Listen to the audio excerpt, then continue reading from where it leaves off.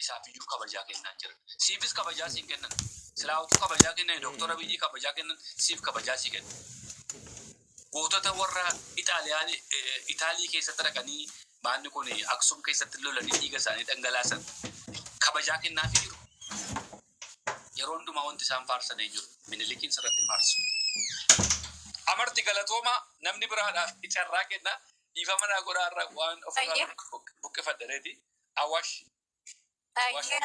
Ifamba hedduu galatooma ilmaan Oromoo qaaliiwwan hundi keessanuu bakka jirtanii jabaadhaa tokkummaa keessa cimsaa waan Oromoodhaa ta'uu hojjedhaa galatooma. Ayyee ulfaadhu amarti.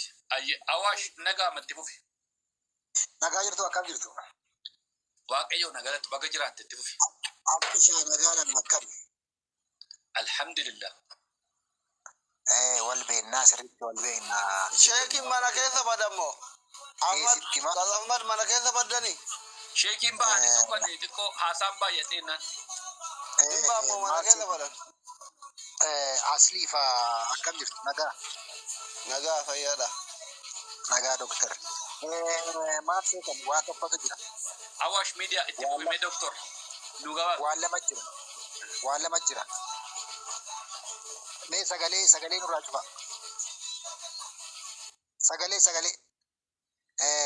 Maaltu jira isinitti fakkaata? Ani bataskaana keessatti guddadhe. Gaafa hanqaaquu otoo na dhaantee sangaa fuudheen bahuu jette mucaan jira.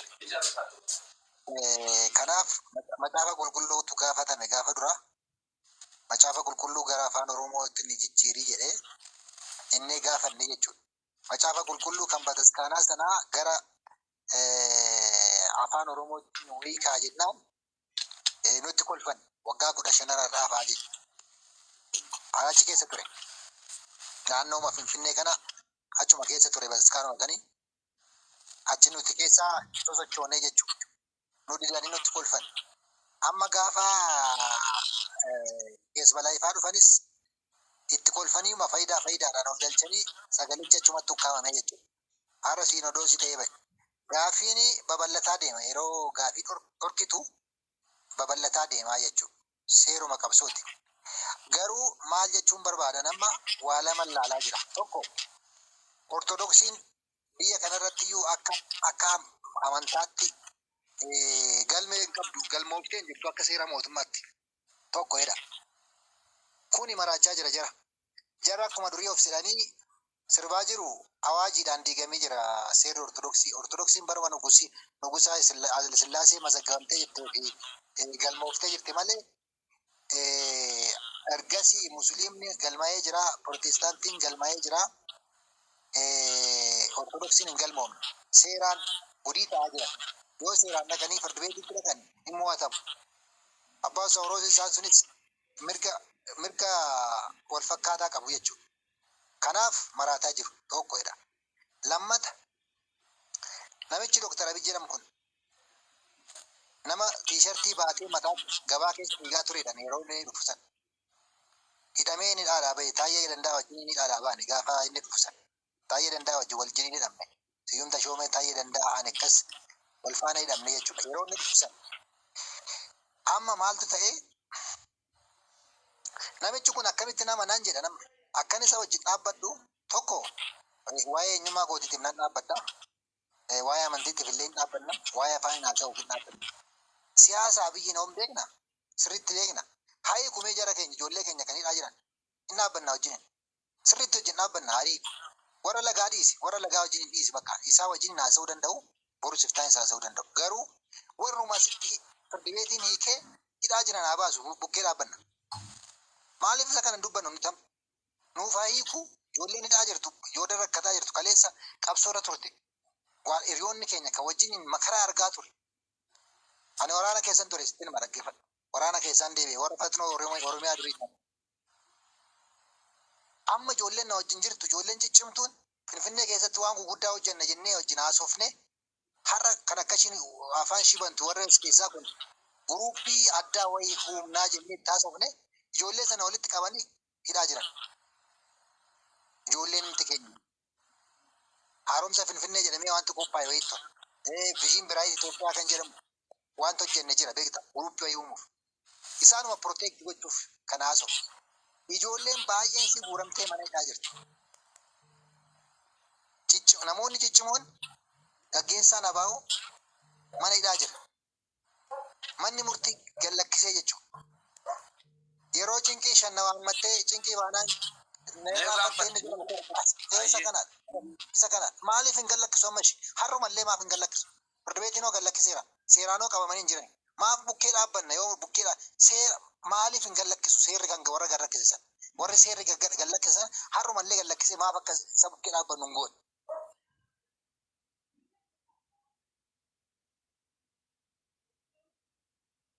Har'ammoo nu wajjin dhaabbadhaa jedhee maaliif har'a ka'e waa'een siyaa waa'een amantii? Dhimmicha nan beeka dhimmicha keessa sirriitti hin beeka har'a maaliif ka'e? Raawul baga nagaan dhufte. Hin dhaggeeffatte wi? Jadi Kanaaf maaliif wantichatu kiritikaalii waan ta'eef hin jechaa jira. Saati kan dubbannu taanaan hin ta'u. yaada keenan deeggara bar kaleessa gingilchaa irratti taasiseen jira. Obboloota keenya mana hidhaa jiran mana hidhaatiin nu baasaa doktor warra daggala jiran wajjin nagaa buusaa isaan duwwaayyuu miti. Obbolammaa Magarsaa hiriyaasaa waggaa dheeraa waliin ture biyyaa ba'ee jiruyyuu nagaa buusaa jechaa jiru. Kanan gaafanna bar amma garuu wanti irraa haasaa jiru inni haa gaafatamu maal si gaafte? Inni haa gaafatamu. Inni haa gaafatamu irratti garuu jechuu kun nuti wanti dhaabbannu wanti duubatti nu deebisuun hin jiran dhaabbanna garuu wanti gaafatamuu qabu duubatti deebi'uu hin qabu. Saatii kana gaafatamuu qaba. Saatii kana gaafatamuu qaba. Sirriitti gaafatamuu qaba.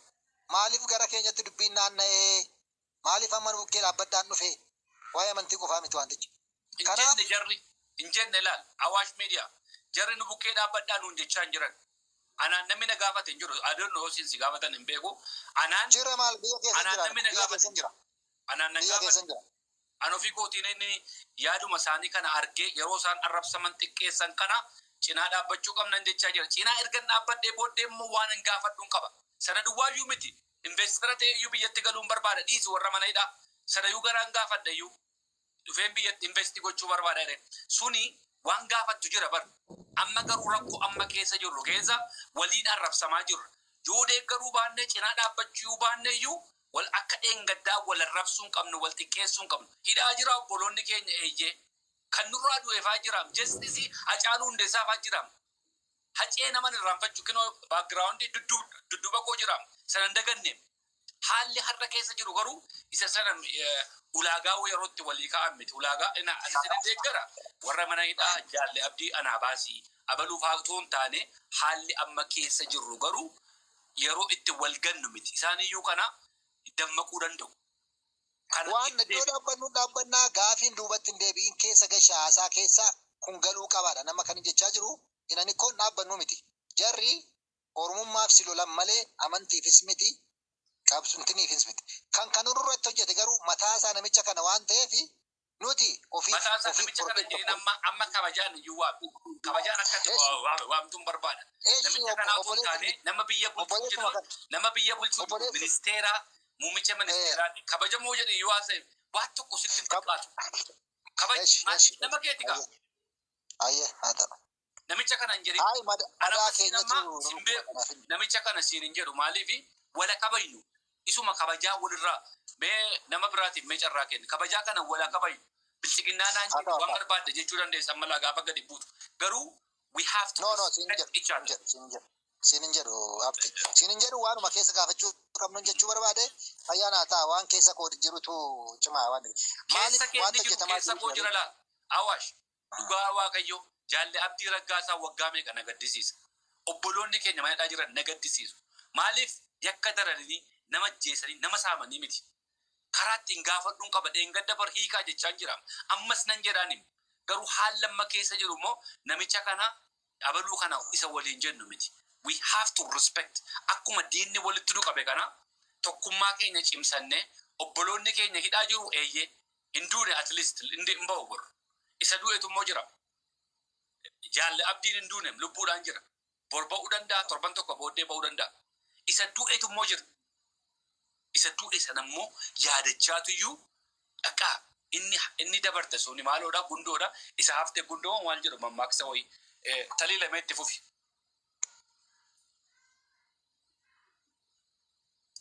taliile. Okay. Numa seenaa namni.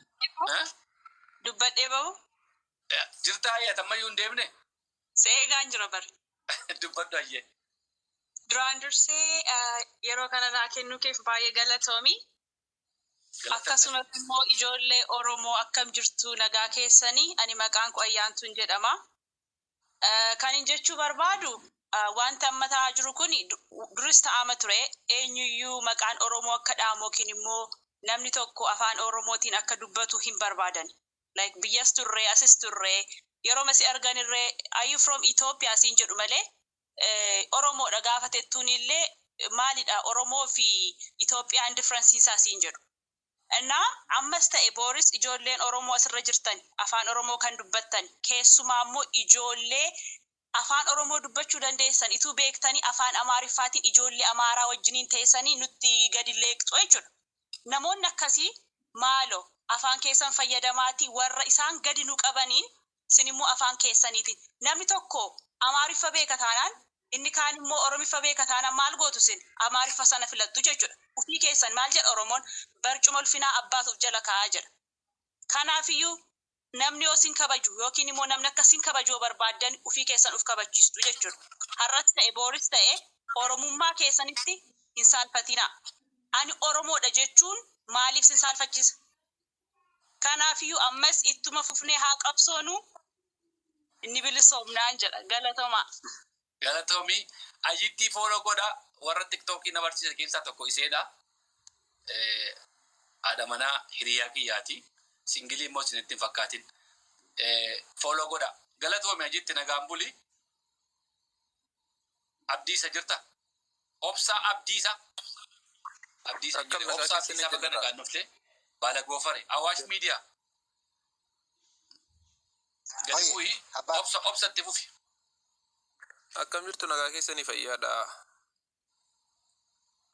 Dhiifama utaalloon naqabeera sagaleen kiyya ukkaamamaa ta'uu mala habtee yaada kaastanii fi galatoomaa jechuun barbaada. Jabaachuudhas immoo qaba. Obsaa afaan Oromoo malee hin dubbatin jechaadha haftish. Abshir rakkoo qabu jeneraalitti silas afaan biraa dubbachuun namaaf hin tolu. Waan nama mijatu fakkaatu. Egaa habtee yaada kaaste qabda. Wareegama abbootiin of kaffaluudhaaf of qopheessan kan hoggaan ilaalu dhugaa rabbiiti baay'ee garaan na caba. Hangi Oromoon hubatee isaan deeggaraa jiruu fi hangi isaanii meetira tokkoon biyyattii keessa deemuudhaaf balaarra agam akka jiranii waan eessadha Geediyoo kana keessatti isaan mudate. Magaalaan Geediyoo teeppidha moo eessadha iyyuu? Waan ta'etti isaan mudate fakkeenya guddaa nuu ta'uu danda'a.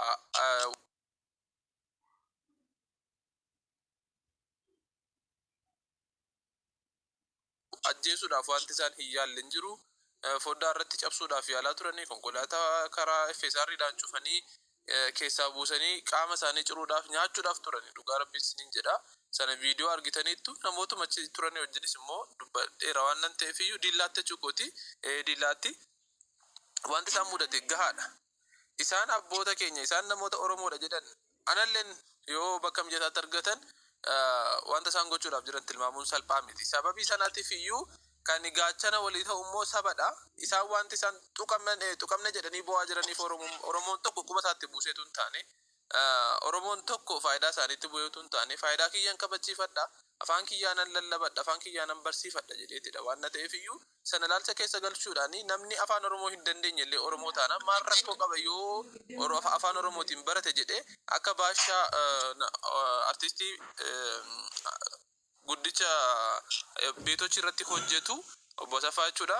Akka isaaniitti maal rakkoo qabaa jettee erga gaafatte booda si balaaleffatan illee sababii isaan si balaaleffataniif sana argite abboota kana wajjiniin dhaabbachuu danda'uudha qabda malee sa'aatii kaleessaatti magaalaa Lamganaatti abbootiin kadhata simatamanii kadhata raawwatanii uummata eebbisanii hoggaa bahanii xiqqummaaf nu jalaa barfate jedhaniitu waraanatti illeen uummatatti dhukaasa banan beeta kiristaanii keessaa faannoon jechuudha. Waraanatti illeen dhukaasanii meeshaalee hedduutu qaba. Torbanii har'aa Shaashamanneetti akkamittiin dhufu jedhanii Shaashamanneetti akkamiin dhufu jedhanii akka isaan hin dhaqneef Abuna Saariyoos fa'aa galaafachuudhaa fi gaallaa beeta maqdisaa gabaam jedhanii mana amantaa keessaa alatti dhukaasaa turan. Kana akka isaan dhukaasaa jira wanti isin argite wanti isinitti mul'isu immoo koomaandarii fi ittaanaan koomaandarii qaama madaa'aniiru. Hospitaala ciisaa turan amma beekutti amma achi ture beekutti jechuudha. Poolisiin tokko immoo qubisaa sadan kun irraa citeera rasaasaan. Waan akkasiitu jira biyya kana keessa. Adaraa obboloonni waan hafteen protestaantii ta'ee obsaa waaqeffataa ta'ee Dooktar Asliin musliima ta'ee dhimma mana amantaa kanarraa dubbateef jecha siyaasa isinitti fakkaatee warri mormitan mamtan yoo jiraate siyaasatti miti kan nuti kan jiramu. Eenyummaatti utuu adda addummaa amantaatiif ta'eeti numiti nuti adda addummaa amantii qabnaa dhimmi dhaabbannuuf hin qabnu. Kan isaan balaaleffatamanii fi Abuna Saariyoosii fi warroonni isaanii wajjin hin jiran marti isaaniiyyuu sabaaf sablammii biroodhaa fi Oromoo waan ta'aniif qofadha kan balaaleffataman. Kan ajjeefamuudhaaf adanfaman guyyaa kaleessaa naannoo Walatteetti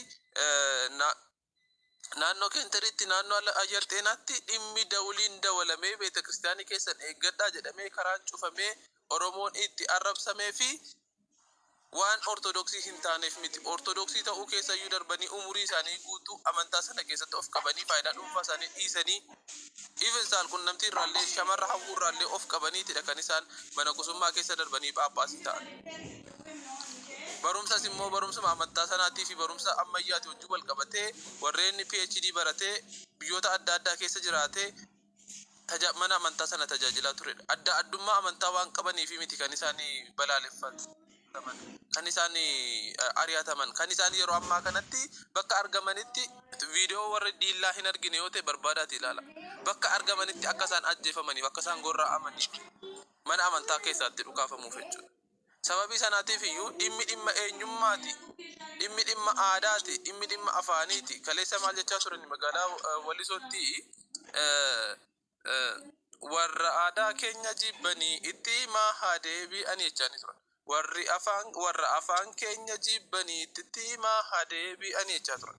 Warra Abuna Saariyoosiin jibbanitti itti maa deebi'anii jechaa turan. Sababii sanaatiif iyyuu jibba malee wanti kuni sanyummaa ta'eetii miti, siyaasa ta'eetii miti. Immoo gareen Abuna Saariyoositti deemaatii jiru kun bakka deeme hundumattuu simatamee waan nu simattaniif galatoomaa jedheeni harraa kaasee bifa kanaatiin walii wajjin hin jiraanna. Afaan keenyaa walii wajjin hin baranna. Hojii babal'ina wangeelaa, hojii hawaariyummaa walii wajjin wal barsiifna sin tajaajillaa jedhanii deemaatti jiru irraa kan hafe warra sin keessa jiru kana buqqisaa gataa jechaa jira. Garuu isaan laayivii nama 3,000 nama 4,000 walitti qabanii abbootiin amantaa diyaaqonoonni dargaggoonni kunniin wal gahaniitu bakka akkasiitti wanta akkasii ta'uudhaaf jiru waan ta'eef iyyuu qobaa hin deeminaa bakka tokko bulaa kan isinitti dhufe waan dandeessan hundaan ofirraa qoladhaa jechaa jiru. Magaalaa Finfinnee keessatti akkasittiin biyya miila tokkoon dhaabuu qabna jedhanii akka isaan itti karaa cufaa jiran waan wal lama gaafachiisu miti. Garuu waan cigaasiisaadha.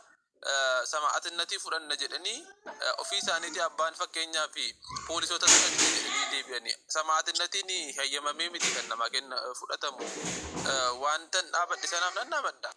Ati immoo yoo natti naqedhanii fudhatu malee amma gaafa Shaashamannee deemanii abbaan achi turan Paappaasiin achi turanii poolisoonni naan iyyamne jedhaniitidha kan isaan darbanii magaalaa hawaasaa deeman jechuudha. Garuu Finfinneedha hoggaa deemanii uummanni akka isaanii wajjin hin deemuudhaa fi abbaataatiin sama'atinnatiin lama qabal Shaashamannee eeggabbuunu Shaashamannee deemaa jiru jedhaniitidha kan isaan dubbataa turan jechuudha. Garuu achi ga'anii ijoolleen 3-4 poolisiitti dhukaasanii poolisiin ofirraa rukute dargaggoonnis immoo itti birmatee sababiin isin loltaniif maaliif jedhee gaafate miidhaan taasifameera. Wanti lubbuu isaanii deebiseef hin jiru. Gorsa tokkoon mana yoon himaa nyaatti dhagee obboleettiin tokko sama'atinnatiidhaaf yoo kan of qopheessitan wareegamaaf yoo kan of qopheessitan ta'ellee dura nissahaa seenaa dura gaabbii seenaayi. Sababiin isaas isa lafarraas isa waaqarraas akka namni fi akka jechuudha. Amantii kiyyaafa wareegamaa jiran ni jedhulleen arrabsoo irraa qusachuu danda'uudha qaba. Yes. Obsaatu ataa jedhamu maachiniidha. Obsatu haasa'utti. An dubbataa jiru bar gidduu kana neetwoorkiin baadiyyaa hogganfama. Sagalee waraabee waan duubanii natti fakkaate hafuura si mul'achaa jiru. Akkasii cuunfaa dubbii yoos dheeressee jiraadhe na of galchitu laayivii kiyyatu gabaafamee riipoorti ta'ee wanta maxxansu marti nu asliifaan argaa jiru dheetin yaada guyyaa tokko caalmaa bulaan jiru riipoorti godhanii irraa buusaa jiru sababii sanaatti fanan akkan itti dubbadhu dhabaa jira immoo numaayyuu feesbuukii faa cufaniiru an akka mataa kiyyaatii fi silaa abbootiin karaa oromootiif sabaaf sablammii biraa jiranii nagaa labsaa jiru hoolota banne walitti qabna lubbuu badaa jiru kana walitti qabna barumsa dhabuurraanii callisee ummata ani ortodoksii ofiin jedhuu fi qaamni biraan barsiisee ofitti fudhatu kana akka abboota amantaa kanaatti hambisuudhaaf yaalla jedhaniiti deemaa jiru waan ta'eef iyyuu kallattii sanaatiin immoo kan jiru qalaayi ajjeesaayi dhabamsiisaa kan jedhudha waan ta'eefu sana beekuudhaanii adaraa oromootni haga yoona siyaasa sinitti fakkaatee sanyummaa sinitti fakkaatee itti jirtan sanyummaa fi siyaasa miti eenyummaadha dhimma amantaatis immoodha silaa dhimma amantaa walumaan qabu akkuma silas jedhe sana waan oromoo ta'aniif balaaleffataman waan ta'eef iyyuu sinitti haa dhagahamu laayikiin isaanii isin hin gowwomsinii ofitti qabannaan isaanii ati goota keenya ati goota amantiiti isiniin jechuun isaanii isin hin gowwomsinii yeroo bakka deemanitti akka simatamanii fi ganda dhaloota keessanitti akka isaan simatamanii fi jajjabeessuu yaalaa isiniin jechuun barbaada galatooma ulfaadha meetira tokko deemanii lammaffaatti dhukaasni itti jiraachuu danda'a meetira tokko deemanii lammaffaatti hudhamuun itti jiraachuu danda'a kan ija kiyyaanan argee galatooma ulfaadha. Thank you. Baay'ee galatoomi obsa yaada bal'aa nu laatte. Oliiqaa dingil mee atis nu gabaabsi na biraa lamma sa'aatiin deemaa jira. Gaggabaabsi yaada waliidhaan. Obsaa hin hedduu galatoomii yaada bareedduu takka dubbatte sirriidha asirratti amma wanti asamuu qabu. Dubbiin dubbii oromummaati malee waan oromoo taateef asirratti iyyamu jira malee dubbiin dubbii amantiitiin warra keenya kan galleef ka waa'ee amantii keenyatti qama jettee iyyituuf dubbiin amantiidhaa miti wanti amantii ilaalchisan jiru. Dubbiin dubbii oromummaati waan ati oromoo taateef akka bineensaatti si jibbu jira si addamsu jira si agalchuu yaa goobu warri ammoo waan kan hubannoo hin qabne iddoo takka nama jeequ jira isin akka of bartan isin jedhu ammoo waan biraa abtee kiyya wanta dubbachuu barbaadu asirratti fooloo guddaa qabaatee namni ammoo fidee miidiyaa kanarra isaan guutanii jiran warri miidiyaa kanarra guutanii iyyaa jiran asirra galanii ammoo oromoon wal ta'anii warra fooloo guddaa qabuun asirra baanii ammoo yoo arrabsan hedduu takka nu kuuku jira. Gaalaa yaa'ii nama ati oromoo jettee oromummaa irra kaattee asii ilaaltu isa cinaa ta'anii yoo as jirraa agarsiisa arrabsan hedduu nama kuuku jira waan akkasii irraallee akka nu qusattan hedduu takka galatoomaa isin jira baay'ee dhiyaasuun fedhu ammoo warri ammoo nuti amantiin keenya cabee jira amantii keenyaaf nu wareegamna jettan of laalaa dhaabbadhaatti cinaa keessan of laalaa bitaa fi mirgeessan odoo ilaaltani amantii jettaniitiin fiigina hedduu galatoomaa hedduu asoo. Thank you. Baay'ee galatoomi. Haa ta'u Oromiyaa Finfinnee yaada kee kennatis gabaabsite. Ayyee akkam jirtan nagaa keessanii hundi keessanuu duraan dursa jeneraal keenya akkam jirtan nagaa jirta abbaa qaan keeshoo. Jirra galata waaqayyo baga jiran. Baga jiraatti illee. So wattiin jedhu wanni haasa'amaa ture waan baay'ee gaarii fi waan hawaasa keenya akka tokko hubannaa uumu jedheetiin yaada. Akka waliigalaatti wanti nu hubachuu qabnu maalidha? Jarri kuni waan tokko beektaa namuma keenya nama hubannoo hin qabneef illee hubannoo uumanii akkamitti yoo naan jette fakkeenyaaf yoo Oromoo ishee hinnaa yoo Oromoo qeessi jedhanii jiran jechuudha. Kana jechuun maal jechuudha? Oromoo qeesiis beekiis ta'uu hin danda'u nu malee isin hin malu. Isin waanuma nu jenne afaan nu jenneen akka fene yoo warra isin goone jiraachuu dandeettan malee warra wanni isin dubbattanillee afaan isin dubbattanillee rabbi biratti dhageeffatamuu hin dandeenye jedhanii himanii jiran jechuudha. Kanaaf kuni nama hubannaa hin qabne kuyyuu black and white waan baay'ee easy ta'ee fi waan baay'ee nama keessan baane jechuudha. Kanaaf warra keenya warra hubannaa dhabee akka waan amantii irratti amantiin addaan qoodamtee dhiibbaan amantii irratti godhamaa jiru akkasitti yaaddan akkasitti yaada. Kanaa ol wanni nama hubachiisu hin jiru. Inni sun sani.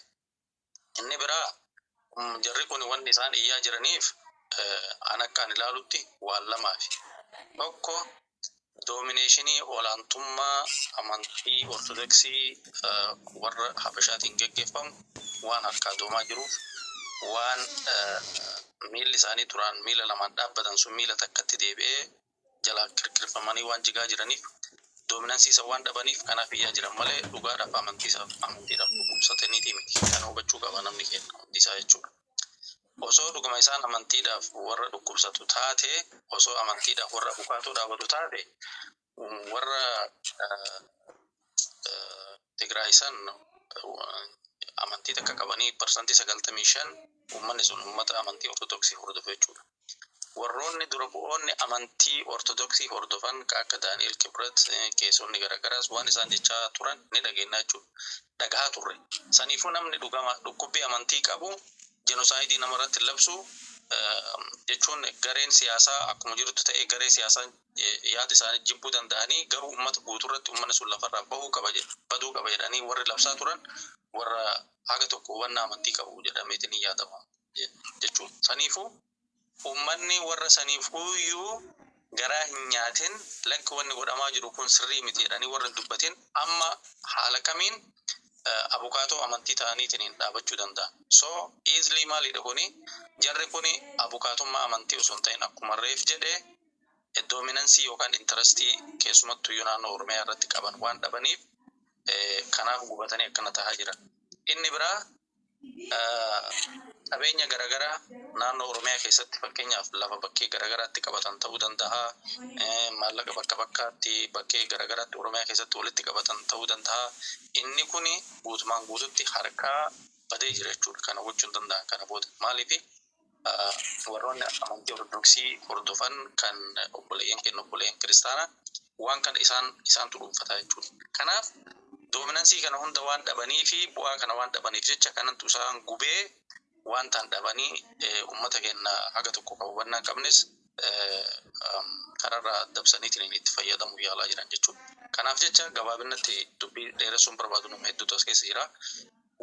Wanni hubachuu qabnu akka waliigalaatitti jarri kun doominansii fi ikonomik intarestii Oromiyaa irratti qaban waan dhabaniif waan suni itti dukkanaa'eef kanaaf akkatti gubataniitiin waan qabatanii fi waan gadhiisan dhaban jechuudha.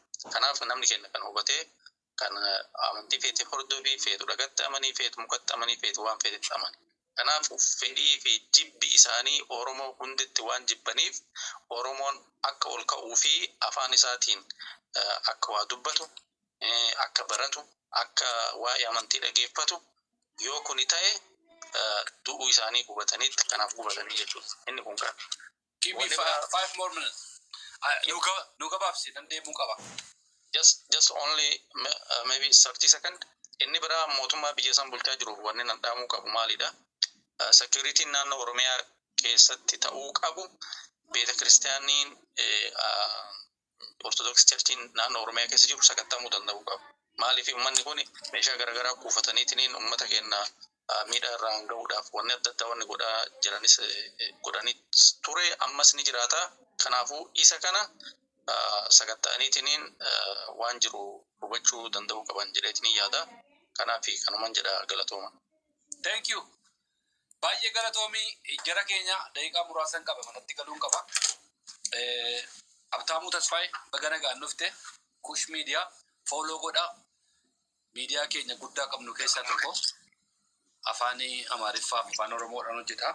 Bagana gaannuften siin jedha daqiiqaa muraasan sii kenna. Tole hafte waan xiqqoon jedha galatoomii pilaatfoormii kana qopheessuu keessatti marii akkanaa qopheessuun keessan waan guddaa Oromoodhaaf waan guddaa qaba. Egaa waan tokko laman jedhaan akka hordofaa amantaa sanaatti waan labbee dhiibee dubbachuu danda'uu fi qabu tokkoon qaba. Innis ijoolleen keenya afaan Oromoo dubbachaa keessattuu nafxanyoonni afaan Oromoo dubbatan Oromiyaa keessatti dhalattanii afaan Oromoo dubbatan kanaan dura afaan Oromoo tuffachaa turtan har'a gadi baatanii Oromoo fakkaatanii piroofaayilii keessa jijjiirrattanii haqa Oromoo dabsuudhaaf dhugaa Oromoo jallisuudhaaf warra Oromoo tuffatu faana gadi baatanii Oromiyaa isin guddiste Oromiyaa isin nyaachiste Oromiyaa har'aan isin geesse kana kaleessa afaan tuffachaa turtan kaleessa saba tuffachaa turtan isaan bakka buuna jettan Oromoo gargar qooduudhaaf warreen xeebaa jirtan amantaa keenya keessatti hangam akka tuffatamne hangam akka jibbamne nutu beeka waan ta'eef dhimmi kun isin ilaallatu. Lammaffaa namoonni gaafa Oromoon rakkatu gaafa Oromoon cabu gaafa Oromoon boohu gaafa Oromoon dhiibu gaafa Oromoon mormi citu dhukattanii gaafa Oromoon tokko ta'ee diin ofii irratti duulu gadi baatanii Oromoo gara amantaatiin kallattii kam keessa iyyuu jiraadha gadi baatanii waan hin taane fi waan isin ilaalan eebdan ammas gadi dhaabbadhaatii waan Oromoon godhaa jiru. Oromoodhaaf dhimmamtan yoo ta'e gaafa Oromoon dhiigu sana, gaafa Oromoon mormi dhiigu sana, gaafa Oromoon beela'u sana